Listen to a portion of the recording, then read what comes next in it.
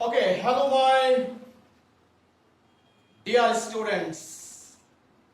Today I am going to illustrate a grammatical topic and it is narration. Oh, okay, have a look. Narration.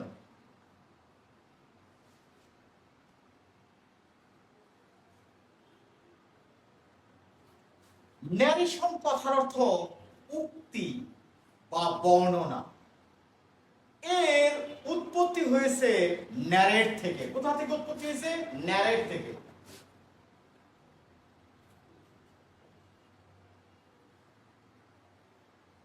আচ্ছা,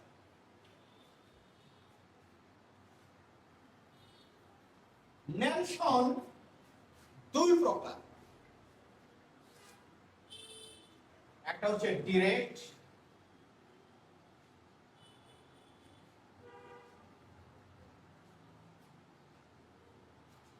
narration, আর একটা হচ্ছে indirect narration.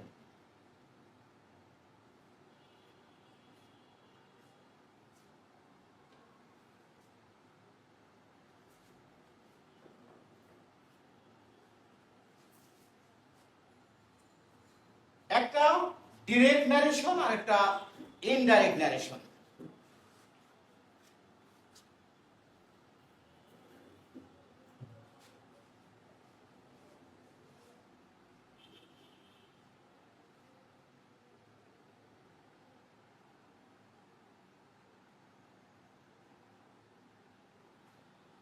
He says I am well. আচ্ছা, ন্যারেশনের দুইটা part থাকে। কয়টা part থাকে? দুইটা part থাকে। যেটা প্রধান পার্ট, এর নাম হচ্ছে রিপোর্টিং ভার্ব।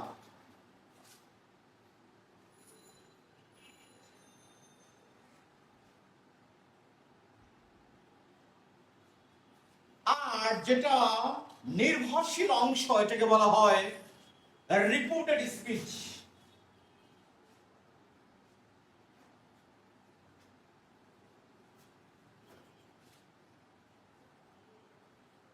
এটা আরেকটা নাম আছে, যেটা প্রধান অংশ, এটাকে বলা হয় প্রিন্সিপাল ক্লজ।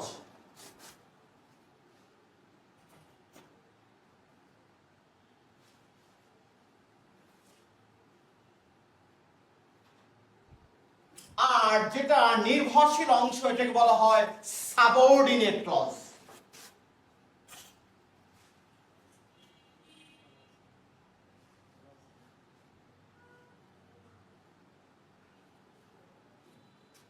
তো এটা এখন কিভাবে আমরা ডিরেক্ট ন্যারেশন থেকে ইনডাইরেক্ট ন্যারেশনে রূপান্তর করব, সেই আইনগুলি দেখছি।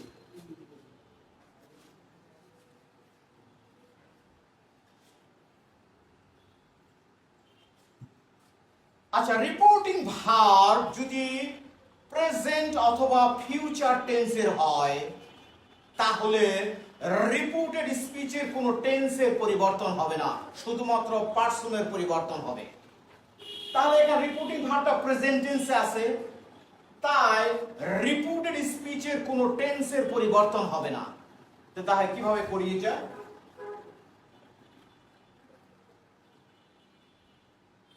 He says, এটাকে বলা হয় কমা, আর এটাকে বলা হয় ইনভার্টেড কমা, আর এটা ফুল স্টপ, আর এটাকে বলা হয় ইনভার্টেড কমা শেষ।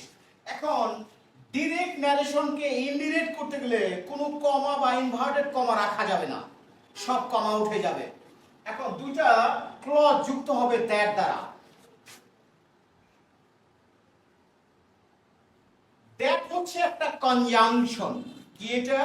একটা কনজাংশন। কনজাংশনের কাজ হচ্ছে দুই পক্ষের মাঝখানে বসে দুই পক্ষের সঙ্গে একটা বন্ধন সৃষ্টি করে দিবে, তার নাম হচ্ছে কনজাংশন। আচ্ছা, আগে বলছি যে রিপোর্টিং ভার্ব যদি প্রেজেন্ট অথবা ফিউচার টেন্সের হয়, তাহলে রিপোর্টেড স্পিচের কোনো টেন্সের পরিবর্তন হবে না, শুধুমাত্র পার্সনের পরিবর্তন হবে। পার্সন কিভাবে পরিবর্তন হবে? আইটা কোন person? First person. First person হলে সাবজেক্টের পার্সন হবে। সাবজেক্ট কি আছে? হি আছে, তাহলে হি নিয়ে আসি আমরা। এখন আমি আগেই বলেছি যে রিপোর্টিং ভার্ব যদি প্রেজেন্ট অথবা ফিউচার টেন্সের হয় তাহলে রিপোর্টেড স্পিচের কোনো টেন্সের পরিবর্তন হবে না, শুধুমাত্র পার্সনের পরিবর্তন হবে।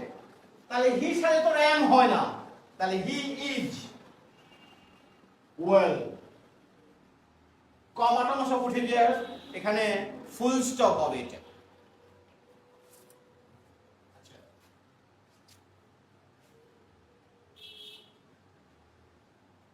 আরেকটা sense, he said I am well. আরেকটা আইন হচ্ছে রিপোর্টিং ভার্ব যদি পাস্ট টেন্সের হয়, এর আগে কি বলছি, রিপোর্টিং ভার্ব যদি প্রেজেন্ট অথবা ফিউচার টেন্সের হয় তাহলে রিপোর্টেড স্পিচের কোনো টেন্সের পরিবর্তন হবে না। আরেকটা আইন হচ্ছে রিপোর্টিং ভার্ব যদি পাস্ট টেন্সের হয় তাহলে রিপোর্টেড ভার্বটা অনুরূপভাবে পাস্ট টেন্সের হবে। এটাকে বলা হয় করেসপন্ডেন্স পাস্ট টেন্স, অর্থাৎ অনুরূপভাবে পাস্ট টেন্সের হবে। কিভাবে করি, তাহলে হি সেড দুইটা ক্লজ যুক্ত হবে দ্যাট দ্বারা। আইটা যেহেতু ফার্স্ট পারসন তাহলে সাবজেক্টের পারসন হবে, সাবজেক্ট কি আছে, হি। আচ্ছা, কি বলছি আমি, যে রিপোর্টিং ভার্ব যদি পাস্ট টেন্সের হয় তাহলে রিপোর্টেড স্পিচের ভার্বটাও অনুরূপভাবে পাস্ট টেন্সের হবে। তাহলে অ্যামিটারের পাস্ট টেন্স কি, ওয়াজ ওয়ার, তাহলে হি was well.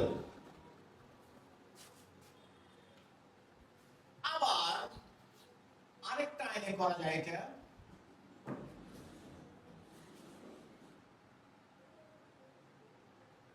he will say I am well, এটা ফিউচার টেন্স।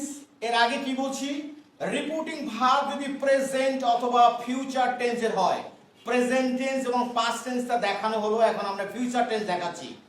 তাহলে কি বলছি, রিপোর্টিং ভার্ব যদি প্রেজেন্ট অথবা ফিউচার টেন্সের হয় তাহলে রিপোর্টেড স্পিচের কোনো টেন্সের পরিবর্তন হবে না, শুধুমাত্র পার্সনের পরিবর্তন হবে। এখন যেহেতু আমরা এটা ফিউচার টেন্সেরটাও করছি, তার ফিউচার টেন্সেও তোমার রিপোর্টেড স্পিচের কোনো টেন্সের পরিবর্তন হবে না, শুধুমাত্র পার্সনের পরিবর্তন হবে। তাহলে he will say,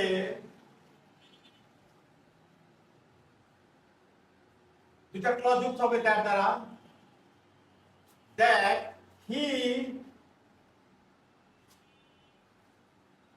is well.